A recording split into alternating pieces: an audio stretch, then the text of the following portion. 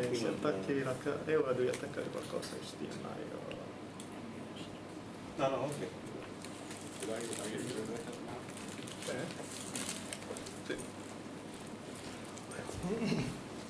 Okay, when you're ready.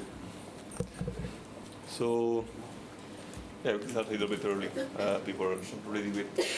So, first one will be Rafael, talking about how hard is it to be a CPU idle time governor. Please. Thank you. Rafael, I work at Intel. The actual business unit has changed recently, so which is reflected by my slide. So I work mostly on the Linux upstream, Linux kernel, the main line, and mostly on power management, like 10 years now. So today I'm going to sort of continue the talk that I gave last year together with Wysocki from the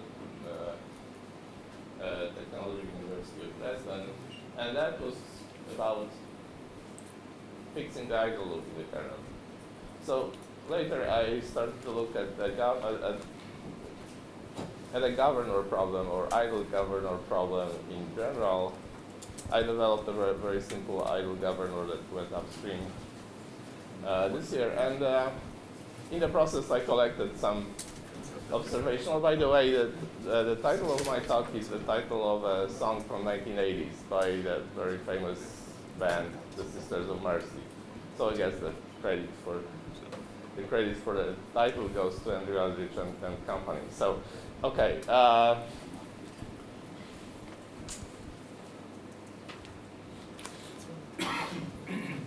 First of all, idleness is defined for CPUs, for logical CPUs, which may be processors like in the early days, which may be CPU cores, or which may be SNT threads, depending. Of course, SNT threads really mean that there is a single core that can fetch multiple instructions from memory roughly at the same time, execute them together. Okay, so the idleness is a concept which is defined for the level that appears to be executing instructions.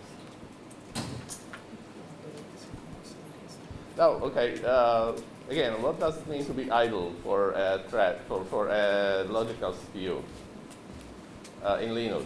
So this is a question I asked. Peter, you don't count. You don't count. Anyone else? What does it mean for a logical CPU to be idle in Linux?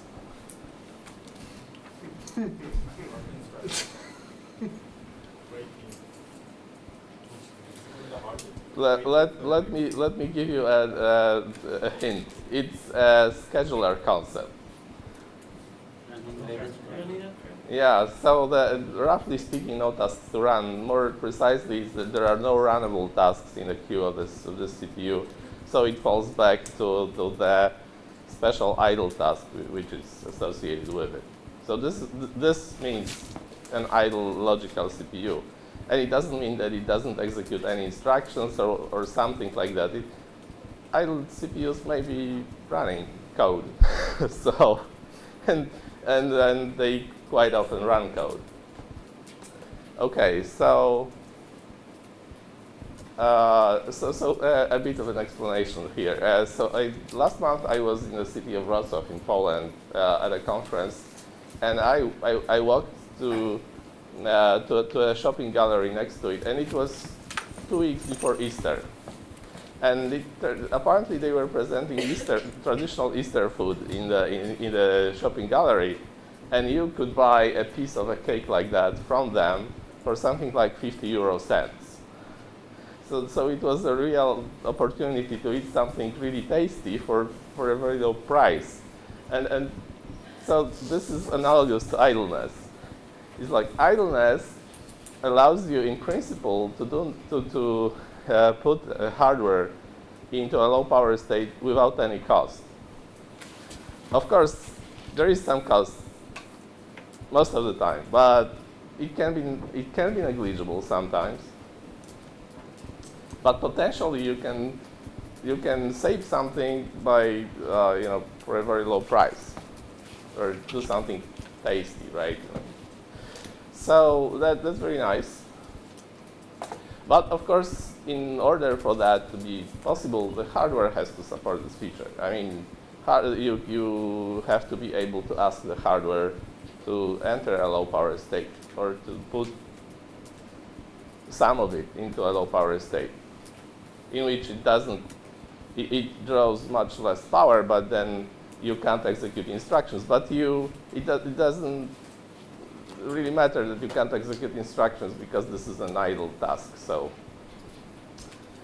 or idle CPU, so it doesn't have anything useful to do anyway. So if the CPU is idle, it falls back to an idle task associated with it. There is as many idle tasks as CPUs in the system. Everyone has its own idle task, but every idle task has the same code, which is the idle loop, like illustrated by this diagram here.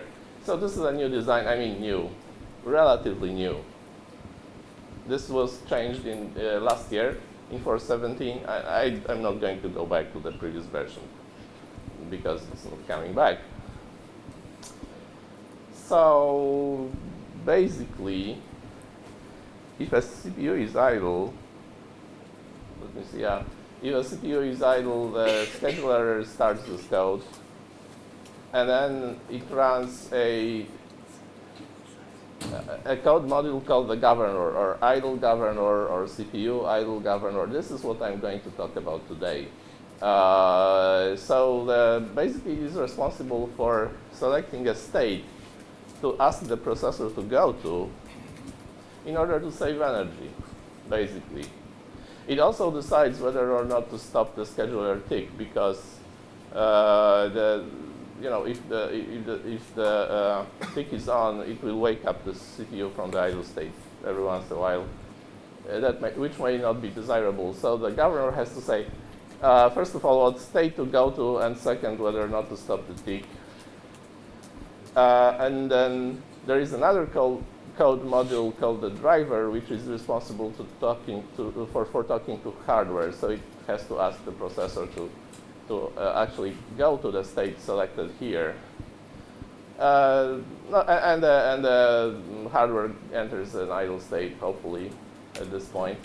It stays in the state for some time, then it's woken up. And a governor is involved in the wake-up handling a bit, because it has to know what the previous idle duration was in order to take that into account in its computations next time. And that's it. The next iteration is the same. Follows the same pattern as the previous one. Okay.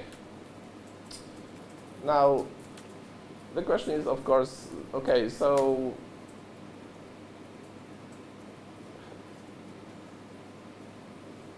this seems to be simple, right? Simple enough. There must be a list of states to choose from. Choose a state, decide whether or not to stop the tick. But is the problem hard or not at this point? Maybe, maybe not. Okay, so let's look at the details, what the governor has to take into account, what the information is available to it.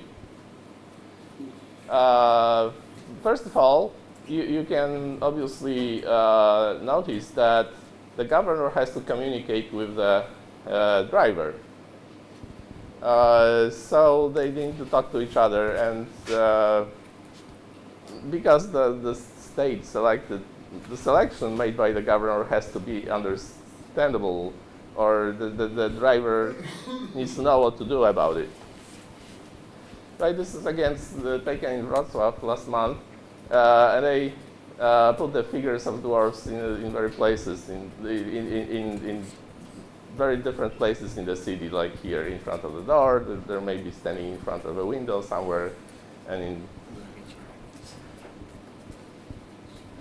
Okay, so the governor and idle driver need to communicate. So that is done by using a shared data structure, which is a list of idle states, to be used for the state selection, and then to be used as a reference by the driver, so it knows what to ask the hardware for. States in the list are designed or are represented in accordance with this diagram, which basically applies to something that is a single core processor, like in the early 2000s. Because if it is more complicated, then the picture gets more complicated. I will get to that in a few minutes. So we have, here there is a processor executing code, like computations or something, and there is also code executed here in this point, and then the level of power drawn by the CPU here and there can be different, like they may be in a different key state, for example. So it may be running faster, lower, or slower. So the levels don't need to be the same on both ends. But anyway, so we are executing code. There is some power draw. And here also there is some code executed in a certain power draw level. So the CPU goes idle at this point. And what happens is, then it can go to a target idle state or target low power state, which is referred to as an idle state. I will use this terminology going forward. So idle state means a lower power state of the CPU hardware.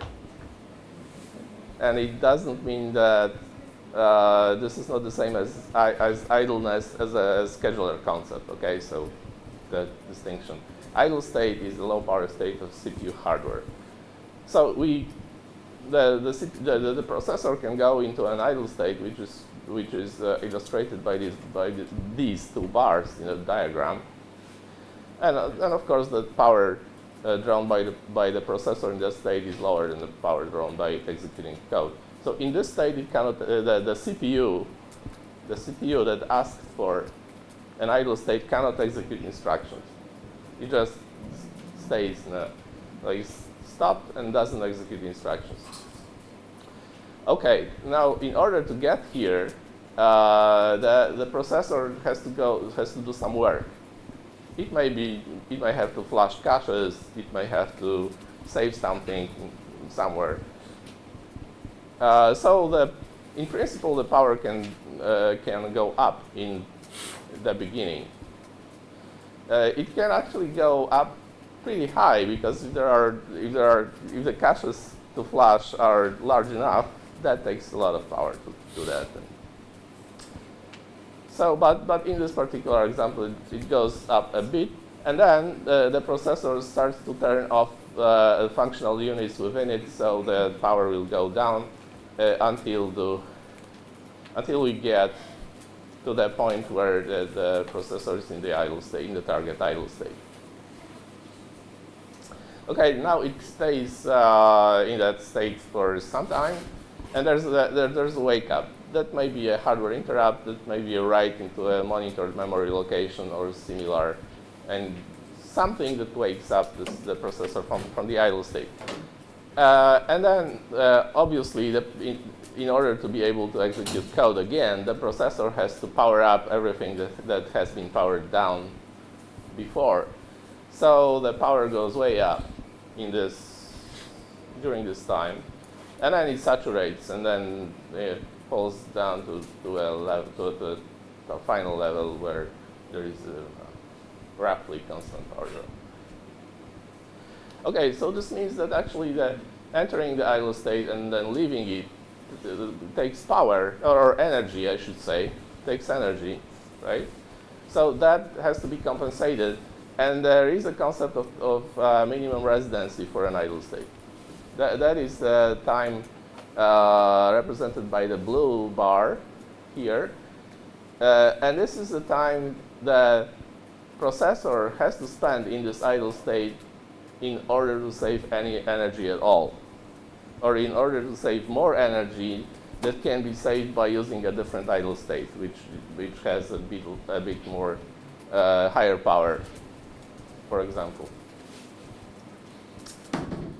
So there are two parameters that can be derived from this diagram.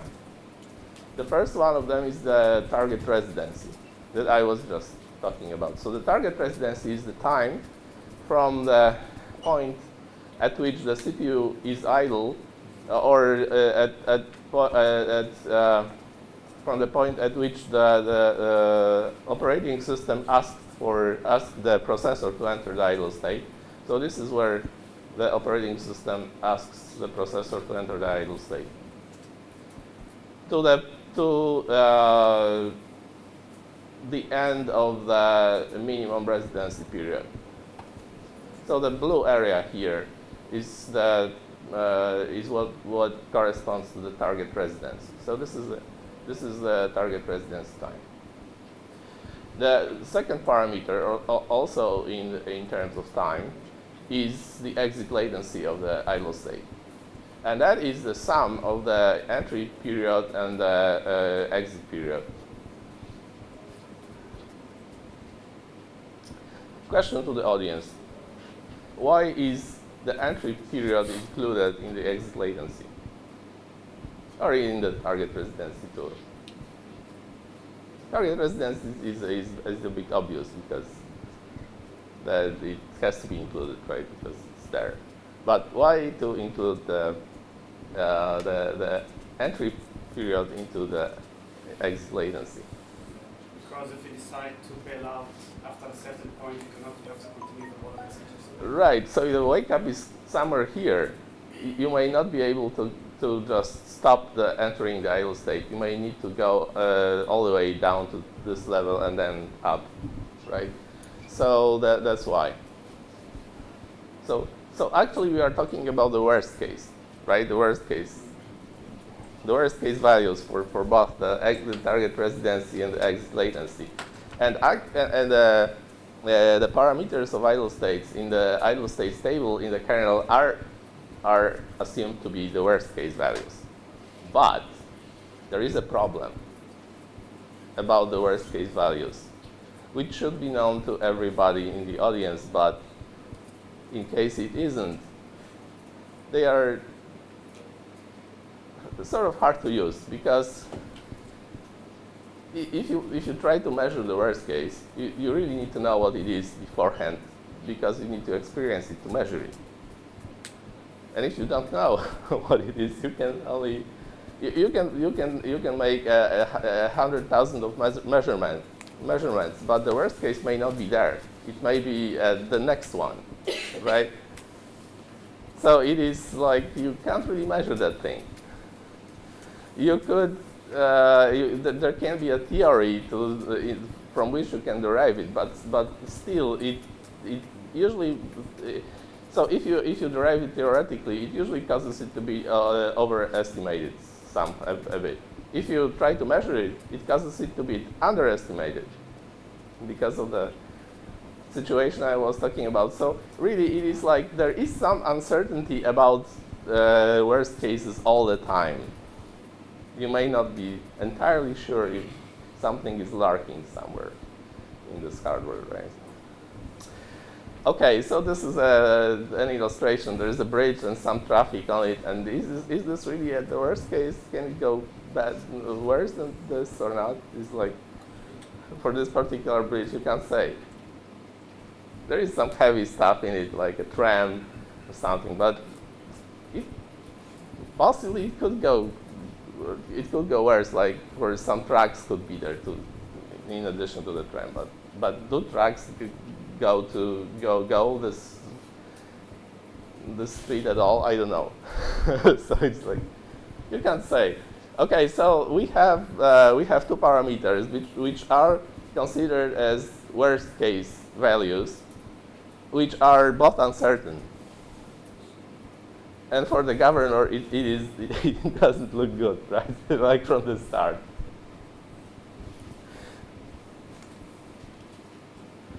Usually there is a list of those things. There's more than one idle state to choose from, obviously, because otherwise we wouldn't need a governor at all, right? So there are some of them, at least two, maybe more. On x86, there always are at least two states, because the first one is not an idle state even. It's just a polling loop that can be. In some cases, it is more efficient to poll instead of asking the processor to enter an idle state. So that's why x86 uses the polling one.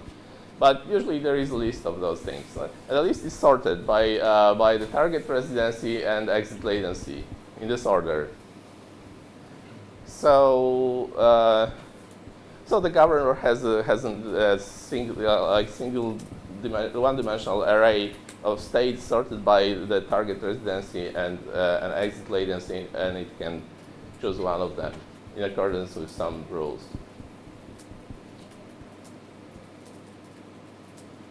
Okay, and then here's the problem that is reflected by the title of the talk. First of all, if the governor selects an idle state which is too shallow, which means, so I should, sorry, the terminology.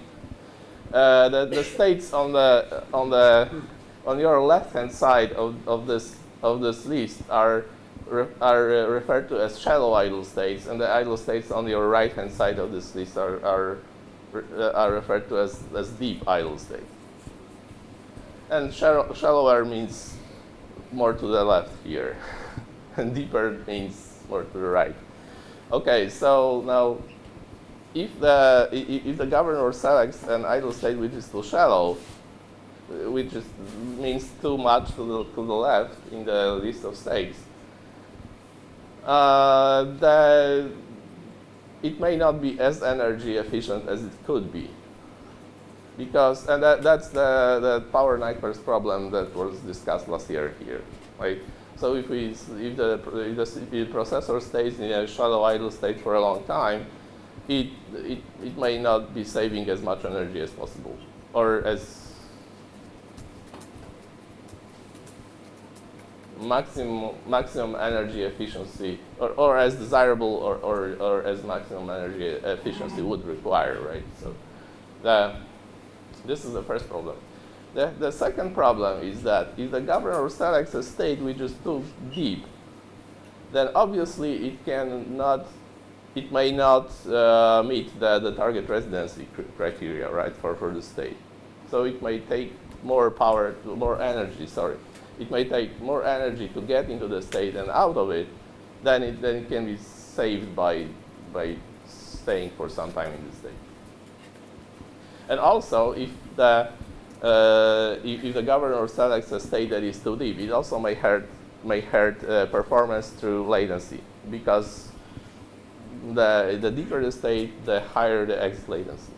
This is the rule. So if the state is too deep, it hurts both energy efficiency and performance.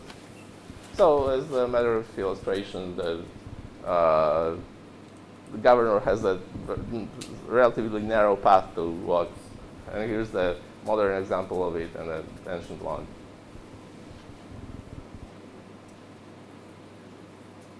Okay. So I was talking about the list of idle states and how it is organized. Now, there are two categories of events that can wake up a CPU from an idle state, or a processor from an idle state. The first category is events that are predictable, which are illustrated by surprisingly enough, by the fountain springs in this photo, because then this photo works in accordance with some clock or something like that. The springs go up and down in a predictable sequence. And in the kernel, the predictable information or predictable events are timer events, because the kernel knows what it programmed into the timer, so it knows when it's going to fire. That's predictable.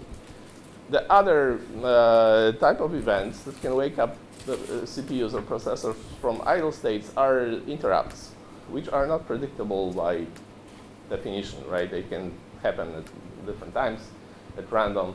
So the kid running here is a representation of an event of the type, right? Something that can happen.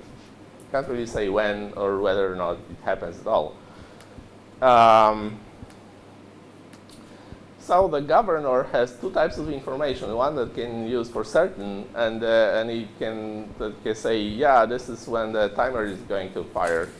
So I should not select a state that has a target residency beyond the timer time, for example.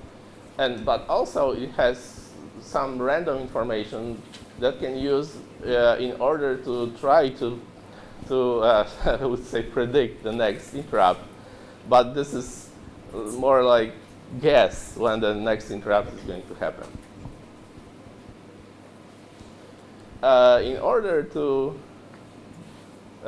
make those guesses about the next interrupt, the governor has to do measurements of time, right? Of either of idle duration, or it has to measure, take some measurements of interrupt periods or distances between interrupts, between consecutive interrupts of the same time, for example. But measurements there can be problems with measurements.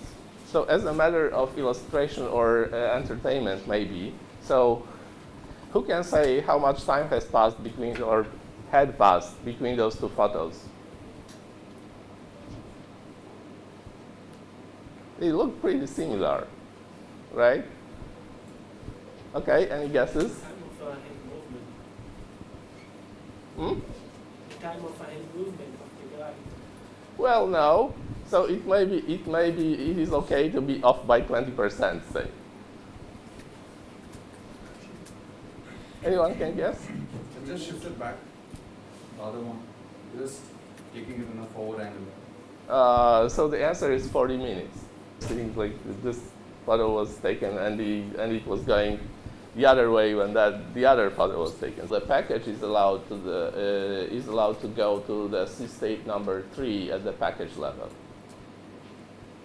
And you can think that both the core and package levels have their own lists of idle states. So there is a list of idle states for the core. They have numbers, or they are numbered from the 1 to some maximum. And there is a list of idle states for the package, and also they are numbered from 1 to a certain maximum. If the SMT thread asks for C3, the 3 applies to both the levels, the core level and the package level.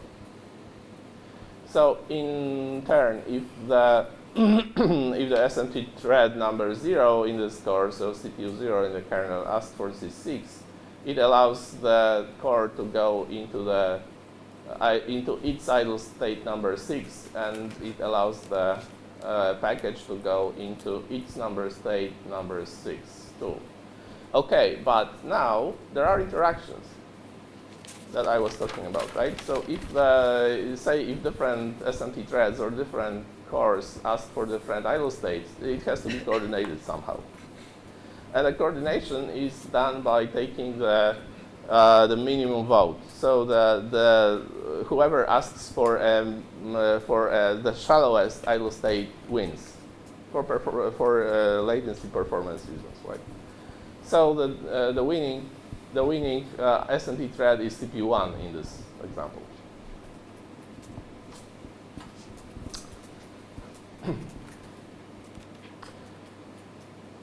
Yeah. Okay. Now there's a question. If there are two levels, if there is a hierarchy of two levels of idle state, then the governor and the driver in the CPU idle subsystem used as a one-dimensional array of idle states, there have to be a way to represent the hierarchy in a, like a flatten it, right? To represent the hierarchy in this form, in the form of a one-dimensional array. So now the question is, okay, so how to derive the exit latency and the target residency for the idle states in this array from the hierarchy? You can think, well, okay, so if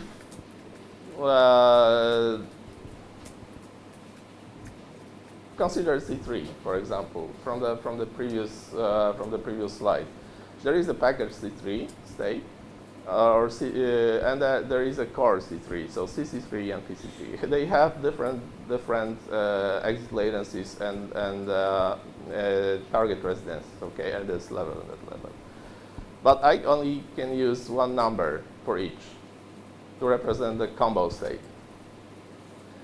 So should I take the exit latency of the core or the exit latency of the package? Or should I take the target residency of the core or the target residency of the package?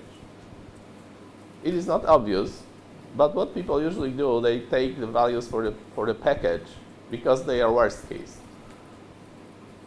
They are worst case, so the worst case requirement of the initial design means that we should take the values from the package. But does it help? Oh, by the way, this building is a sort of like this is not a building even, it's a house on a boat.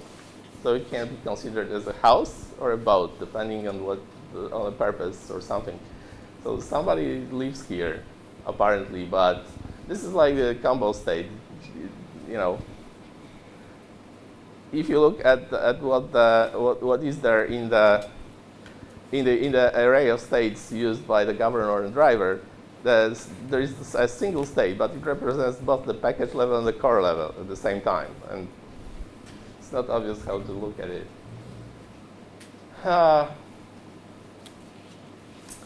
Right. So assume that we follow the rules and put the package values in the idle states array for C3.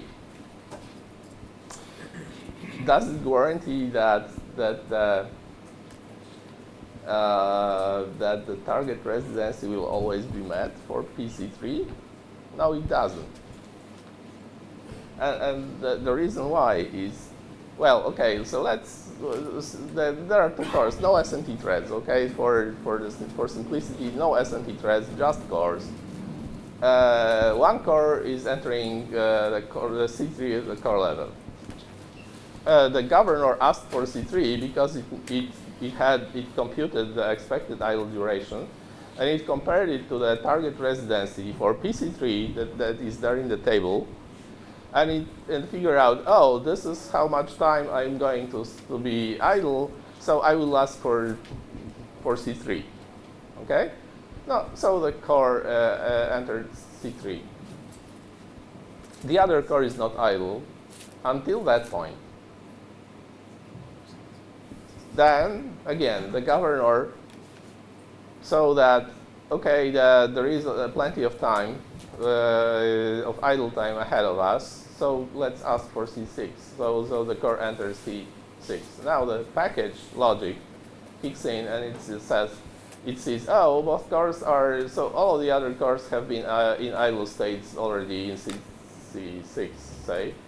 So all of the cores are idle here. All the cores are idle, so I can enter a package level idle state. So, but which one? Okay, PC3, because this one asked for C3 and entered C3. Okay, so enter PC3. But now there is wake up. So almost immediately after entering this PC3 package level idle state, it will have the processor will have to leave it. So the time spent in it is shorter than the idle duration. So the fact that we have put the pessimistic values in the array of idle states for C3 doesn't really help. And it doesn't help because of the interaction between core 0 and core 1. And the problem is that the governor running on core 0 doesn't really know about the core 1. And it doesn't know that this core is not idle, and it only will be idle later. And a governor running for core 1 doesn't really know about core 0 and doesn't know about this expected wake up here, because the wake up applies to core 1, and it doesn't apply to core 0 and doesn't apply to core 1. Sorry. Okay, so is it possible or even practical to address that in a kernel? There is a question. Yep. Okay. So Wolf will say that yes. Wolf will say. Yeah. But on that's as long as the number of cores involved is not too large. But if you have a processor with, say, 64 cores and, say, 128 SMT threads, then looking at all the others while considering entering an idle state may not be the best idea. Okay, so if the hardware is complicated enough, the hardware has to figure out those things. The hardware has to figure out those things. Okay, so one more example, which is more complicated, but jury tells me that I only have 5 minutes. So it is the same thing, but the interaction is between CPU 0 and CPU 1, which are SMT threads of the same core, and all of the other cores are assumed to be in CC6 in the same package. So this is the same picture. The governor asks for C3 on CPU 0, but it doesn't know about CPU 1 and doesn't know about anything else. And it asks for PC3 because the expected duration is equal to the target residency of C3, which is the target residency of package C3. The governor then runs on CPU 1 and asks for C6. So the CPU 1 is stopped. The CPU 0 has been stopped already before. The core enters C3, and then the package logic says, oh, all the cores are idle or in idle states, and the shallowest is C3, so I can enter PC3, and again, the time spent in this idle state is too short because of the wake up. So again, if the processor is complicated enough, it has to figure out when the next wake up is going to happen to be prepared for situations like that.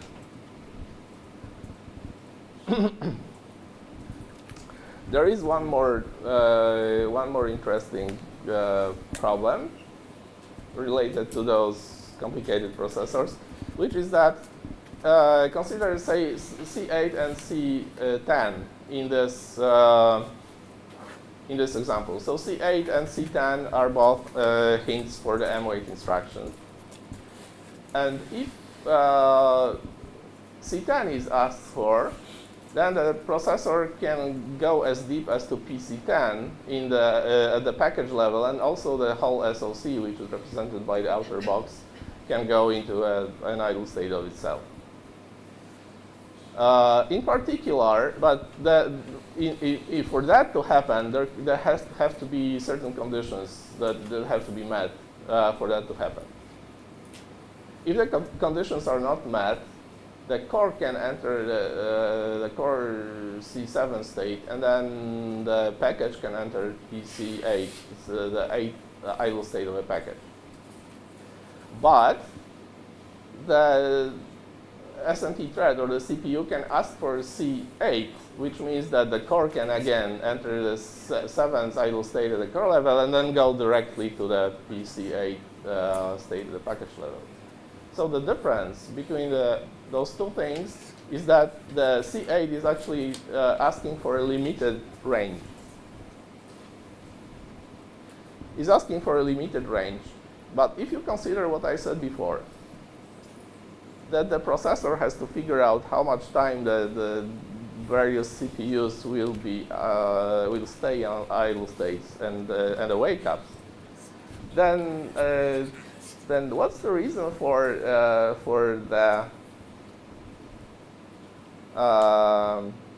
governor to ask for C8 at all? What's the reason? What can be the reason for asking for C8?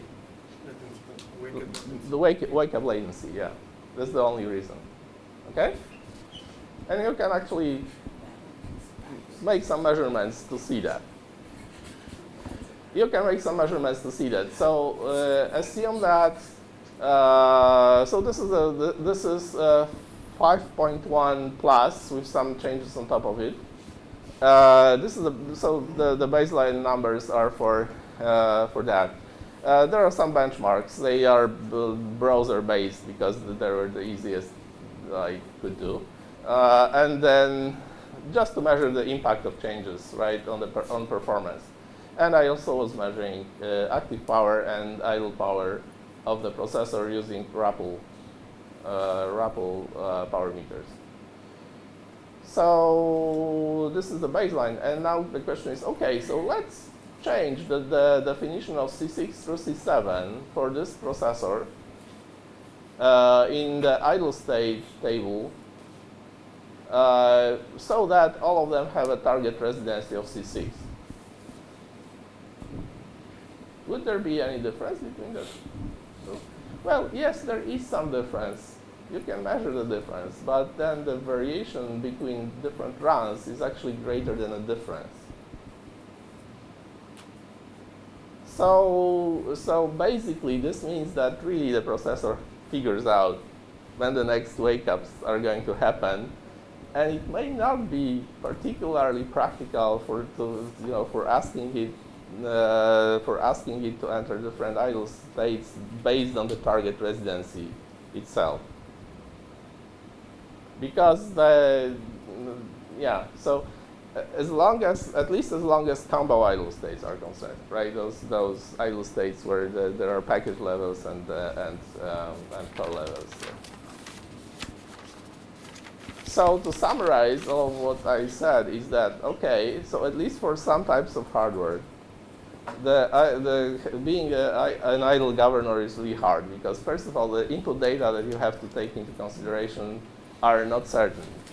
Second, the measurements you can do are not precise, to put it lightly.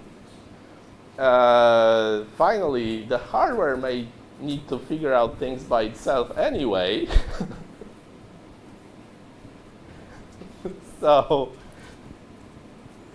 So really, like for Intel processors, it turns out that we don't really need a very sophisticated idle governor at this point at all.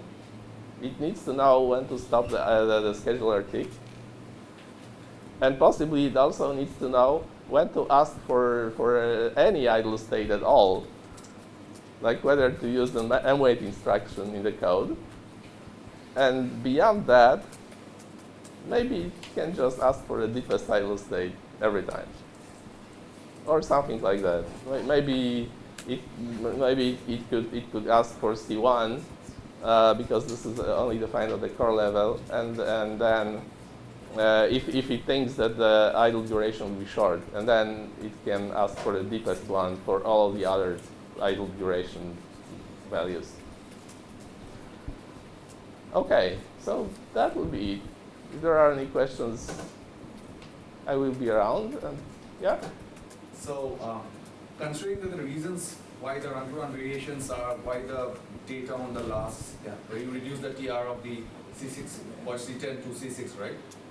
The delta is definitely on a run-to-run variation because of the hardware taking differences. Right. But considering systems where they do not have such a, let's say, advanced hardware or such a complicated deterministic technique where the hardware itself can determine when the next event occurs, then does it make sense to do this? Have you got any? Yeah. So well, if the hardware doesn't figure out things, then obviously the governor has a role. But then it is hard if there are two levels of states, like package and core. This doesn't really fit the current model that we have in the code, which Wolf knows about. And they because it is not, even because of that, basically, right? Because of that, even if you flatten it, and if you put the pessimistic numbers in there, you may still miss a target residence because of the interactions between different S&P threat scores and so on. I think you actually use a different workload to measure this. The workload you're choosing has fairly high active time, and the fact that your active watts isn't moved tells you that the choice of your idle governor is actually doing very little. If you chose something a bit more sensitive with smaller ops, like TCPRR with a high inter-arrival rate, I think you'd see a fairly different picture. Yeah, maybe. Okay. Fair enough.